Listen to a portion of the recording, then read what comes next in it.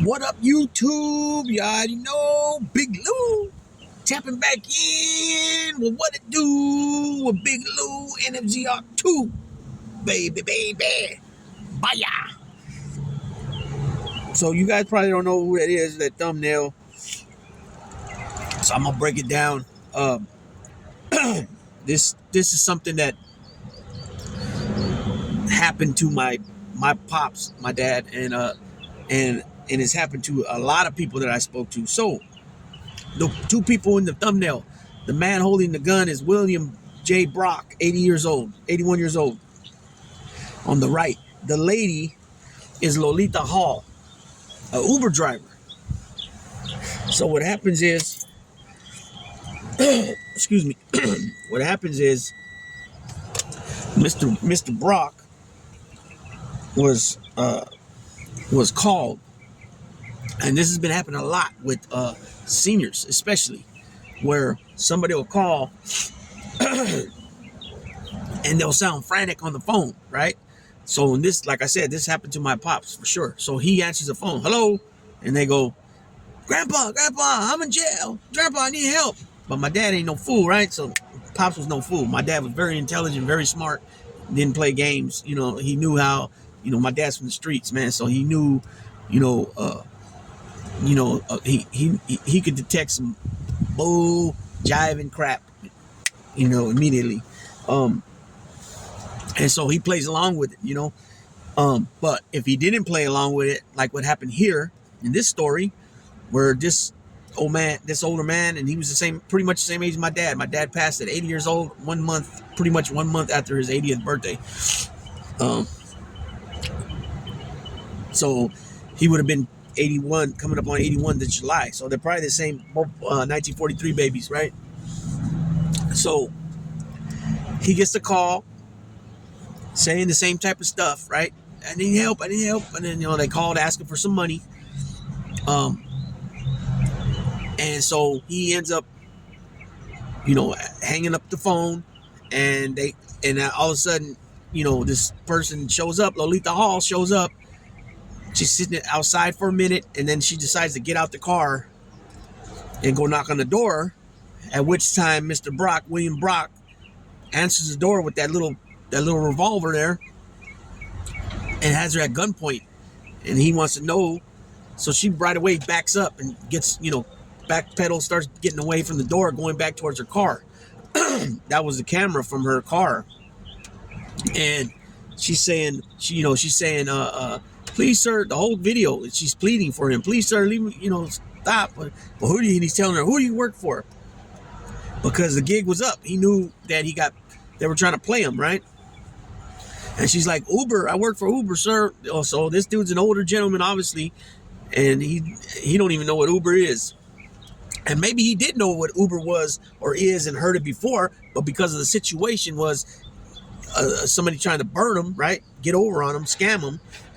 It just went over his head when she said Uber.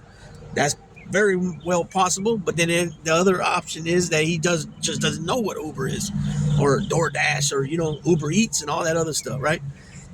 And so she says, I work for Uber. I'm supposed to pick up a package. And he goes, I know you're supposed to pick up a package, or I know what you're up to. Who do you work for? And he's telling her, give me your phone. And he tells her a couple of times, at which time he shoots her in the leg. So that's the first shot. Then he shoots her again a second time, and then a third time. Now, I don't know if the shot that she took here in the shoulder was the second one or the third one, but apparently she bled out. By the time ambulance came, she bled out.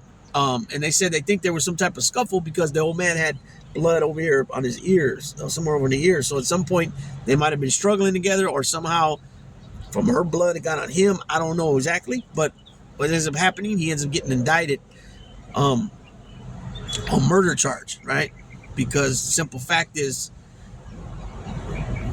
in order to prove, or in order to claim self-defense and prove it,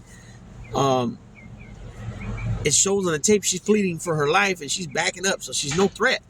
He's got the gun on her. Now, he shoots her once in the leg and she's still moving, but she's pleading for him, please stop. you know, and then he shoots her a second and then a third time. So that kills that right then and there. Now, I'm not saying this is a terrible situation to happen, right? Most likely, I mean, it's hard to tell. This is Ohio, but meaning I don't know the laws all exactly there, but murder's murder, second degree murder, first degree is first degree, manslaughter is manslaughter, negligent homicide is negligent homicide. So I'm pretty sure they have the same laws. It might be stated a little different, but the fact is that this type of shit is happening all over the place with these scammers, right?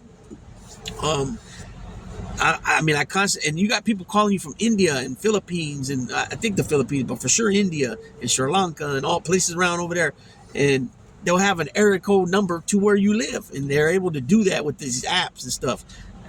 So I don't even answer them if I don't know the phone. It don't come up with a name on my phone, like from my contact list, or it just pop up caller ID. I don't answer it.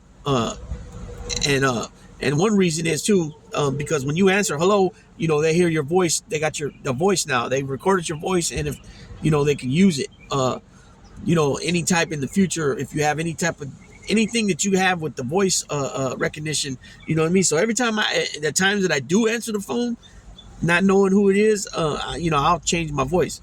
Hello, yeah, I'll whatever I feel is going to help keep me more secure personally, financially. I'm going to do that, right?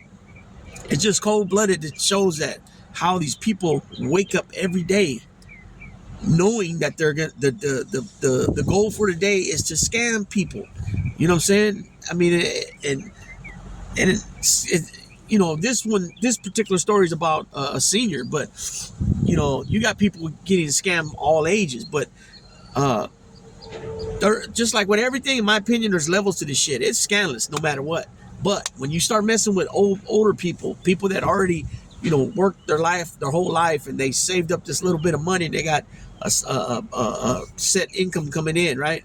I can't think of the word I'm looking for. A fixed income. They got a fixed income coming in every month. Yes, they might have worked 40, 50 years, and they were able to put away a nice little retirement, from their own savings. Maybe they bought some stocks and bonds, maybe, and they had a nice 401k, maybe the last 10 years of their working, 20 years of their years of work, years of service. Because I'm not really sure when 401k came in, but I know that in my pop's case, he worked for Costco, where he was in the Costco warehouse. He worked there from 2003 till he partially retired in 2000. I think it was 11 or 12, or might even been 13, but he partially retired where he only worked 5 hours a day, and he was still able to get his pension, Social Security, his pension check, and he was able to stack up like 70,000-80,000 in his 401k, which is, I think, is pretty dang good. Then it's up to you how you want to work that. If you wanted to let it sit and make interest from sitting there in your account, however that works with the 401k, or if you want to set it up some way where you only tap it in when you need money for emergency situations or whatever that might be, then they're going to penalize you, but you can do that, or you can set it up for you to break it down for you to get so much of it in payments per month, until it runs out. So it's a good program, especially if your company matches dollar for dollar. That's cool. You know what I'm saying? There's some companies only match every dollar you put. They put 50 cents, which I think is still good. Mine that I had, whether that was my company is every dollar they only put a quarter. You know what I mean? Which I think is still something. Especially if you got a long line of work. You worked for them for a long time. You know what I'm saying? But it's going back to the video with the scamming, man. When you that Bernie Madoff dude, all that money he took from these older people, where he milked their accounts all the way around, every which way, from top to bottom to top, left to right to left, and left them with damn near zero. You know what I'm saying? So here they got to pay if their mortgages, they're still paying that. They got to pay their payments on cars, homes, condos, whatever it is, right? Their motorhome. They got to officers pay taxes, property taxes, and all that. Now they went from having a decent bank account, maybe I don't know what's a normal amount in a bank account nowadays. 10 G's, 20,000. I would say probably somebody that worked 40, 50 years, and it was able to manage their money right, probably has about a good 30, 40,000 in their bank, I would think, right? And just for from low life piece of crap mofo come along and just dupe you out of your life savings, you know what I'm saying? That's some shit there, boy. And then not only that, they got the nerve. Some of these ones like in India and stuff, they got the nerve to be taunting you and talking shit on the line while they're trying to tell you how to click this and click that and don't click that and drag this over there and put this over there, you know what I mean? Just so they can just hit a button and take all your money like that, right? So, let me read this article pertaining to this real quick, and then I'm going to go ahead and close this out. You feel me?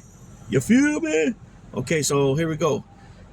This is in South Charleston, Ohio. Uber is helping investigators look into an account that sent a driver to the Ohio home where an 81-year-old man allegedly shot the woman to death because he erroneously believed she was part of a scam that targeted him, the ride-hailing company said Wednesday. The March 25th shooting death of Lolita Hall is a horrific tragedy, and that account has since been banned.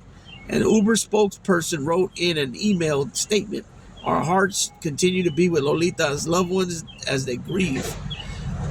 William J. Brock was indicted Monday on charges of murder, felonious assault, and kidnapping for Hall's death. Messages seeking comment were left Wednesday for him and his lawyers, Paul Kavanaugh of Springfield, Ohio. The grand jury also said that a gun seized from Brock's home, a .22 caliber revolver, is subject to forfeiture. Brock has pleaded not guilty. Police said Brock called 911 before noon to say he had shot someone at his South Charleston home, claiming Hall had tried to rob him. Investigators later said the driver was unaware of the scam call that Brock had received with threats and demands for money, citing an incarcerated relative. Hall made no threats or assaults towards Mr. Brock and made no demands other than to ask about the package she was sent to retrieve through the Uber account. Okay. The Clark County Sheriff's Office wrote in an April 11th release. The police agency said Brock produced a gun and held her at gunpoint, making demands for identities of the subjects he had spoken with on the phone. It's not clear exactly what the phone callers said to Brock, but the sheriff's office news release included a reminder, particularly to older people, that law enforcement and courts do not solicit cash for bail money in the matter of this case. We encourage all citizens to use extreme caution when being contacted unexpectedly by subjects claiming to be relatives incarcerated in a correctional facility or claiming to have direct knowledge of relatives incarcerated in a correctional facility. The FBI in January had issued an alert regarding government impersonation scams that send couriers to the homes of the targets, often older people to collect money or have them purchase gold and other precious metals. The FBI said its Internet Crime Complaint Center recorded that such activity had resulted in losses of more than $55 million in the last 8 months of 2023. Okay, so police have said the Hall's Uber trip to pick up a package was ordered by the same person who made scam calls to Brock, or by an accomplice. Brock is accused of taking Hall's cell phone and not letting her leave, then shooting her to death when she tried to tried to get in her vehicle. The sheriff's office said it is investigating the original scam call to Mr. Brock by the mail subject and the package delivery order through the app. Brock shot Hall 2 more times, sustaining a minor head injury himself during the confrontation, and then called 911, police said. Hall, a Columbus resident who police said was not armed, later died at the hospital. He posted a $200,000 bail and was released. Jeez almighty. From the Clark County Jail on Wednesday. FBI spokesperson Todd Lindgren with the agency's Cincinnati office said it was aware of the murder but declined to confirm or deny whether it was involved in the case. In an obituary in which her name was given as Loletha Toland Hall. Hall was described as the parent of a son and a stepson, a devoted member of her church, and a talented cook known for delicious pound cakes. She retired from Ohio's Regional Income Tax Agency and also worked in behavioral health at a school and for Uber. She studied horticulture at Ohio State and started a janitorial business. So there it is, man. It's so the old man. Let me tell this other quick story. I was in prison with this guy, and I happened to get a medical ducket. So that comes to your. They usually pass them out during a mail call, but the ducket, they'll call your name. It's got your name, your CDC number, which is your California Department of Correction number. It has your housing unit, the bunk you're in or the cell you're in, and the time of the ducket to see who it is. You're seeing if it's a nurse line, doctor line, a specialist, whatever it is, it'll be on there. What the reason? So I happen to get one of those, and I go see the doctor, and this guy sitting next to me, and I don't remember if he was talking to somebody else or what, and how we ended up talking, but he was doing life. He was doing 25 to life, I believe it was, 28 to life, 30 to life, I think it was. So they gave him 25 years for the case, and they gave him +5 for the weapon enhancement for a gun. That's a 5-year enhancement. If you have a knife usually or some other type of weapon, it's a 1-year enhancement. So enhancement just means they add it on. So this guy's telling me that, and keep in mind, this is 2009, and he already had been locked up for about, I think he had already been locked up at least 10 to 15 years already at that point. And it could be even more, but I don't remember exactly. But it definitely was over a decade. So anyways, he's telling the story about why he's there doing life, and that he was breeding dogs. I don't remember what breed it was, but he was breeding dogs, and it was a Saturday or a Sunday. And the reason why that's important is because the bank was closed. So Sunday banks close all day. Saturday some banks are closed, but then a lot of banks are open and only a limited hour. So instead of them closing like on a Monday through Friday at 5 or 6 p.m.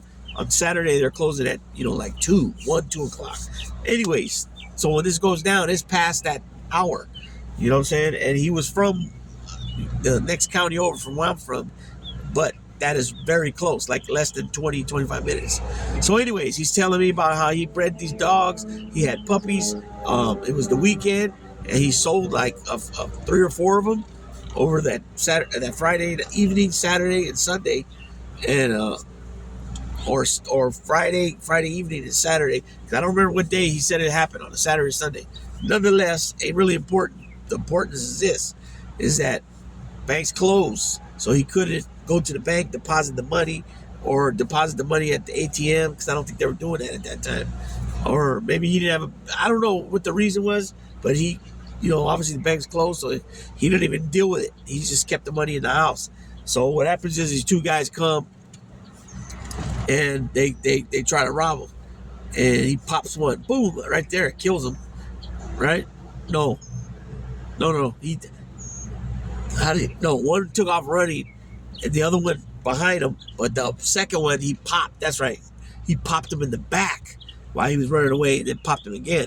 So in that case, there's no self-defense, right? Because the threat's already on his way, is already in motion, getting away, right? So you can't use shooting somebody in the back. And then with, forensics, they know for sure if you were shot, where you're shot from, what angle, where at, all that. They can tell if you were, you initially died from the gunshot wound, not the blunt force trauma to the head or whatever it is, right? Technology is very smart. So anyways, it's come a long way. So he ends up shooting the dude in the back, and the guy dies. So he could not use self-defense, okay? So he ends up getting 25 to life, plus 5 for the gun. You know what I'm saying? Because, like I said, again, the threat was gone. There was no threat. You know what I'm saying? It was gone. So you can't act in that manner. You know what I'm saying? Not if you want to. You can, but there's going to be consequences. That's what I meant. So it's just something to think about. But, keep in mind, too, everybody that's younger, because why I'm saying that is because at different stages of your life, different age groups, stuff, things are talked about amongst you and your peers. You know what I'm saying? So if you're 16, 17 years old and you know about all this technology and all the tech stuff, and sending this, sending that, you know what I'm saying? Then, put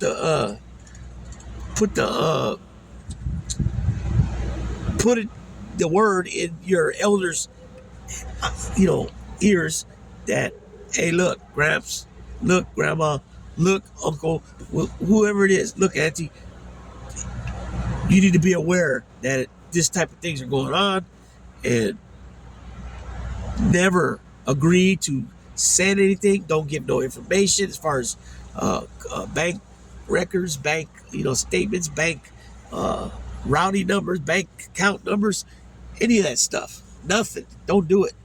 And if you got an issue with something, ask one of your kids, grandkids, great grandkids, whoever it is. You got to ask a good friend, family friend.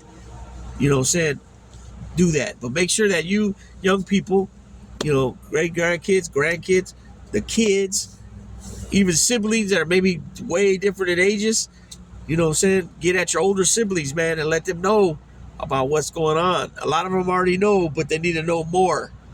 You know what I'm saying? They need to know more about what's going on with these scumbags trying to scam elderly people. You know what I'm saying?